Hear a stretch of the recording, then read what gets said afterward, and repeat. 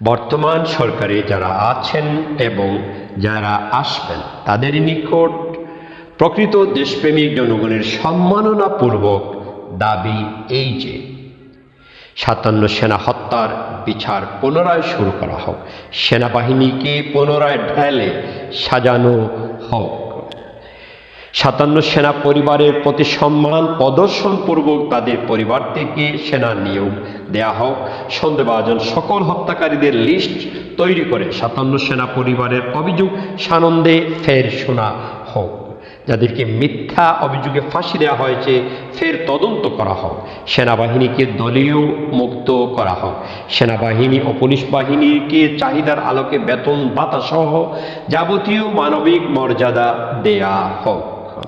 গ্রাম পুলিশদের বেতন ভাতা বর্ধিত করা হোক, ৫৭ সেনা পরিবারের প্রতি সম্মাননা প্রদর্শনপূর্বক মেডেল দেয়া হোক, ৫৭ সেনা হত্যার বিচারিক কার্যক্রমে অনলাইনে জনসাধারণের পরামর্শ গ্রহণ করলে ভালো হবে বলে দেশপ্রেমিক জনগণ মনে করেন। রাজাকারের গডফাদার শেখ হাসিনাকে ইন্টারপোলের মাধ্যমে দেশে আনা হোক, এতে ৫৭ সেনা পরিবারের আত্মা ও দেশপ্রেমিক জনগণের আত্মা পরিতৃপ্ত হবে বলে দেশপ্রেমিক জনগণ মনে করেন। কারণ আমাদের সেনাবাহিনী আমাদের সম্পদ, আমাদের গৌরব।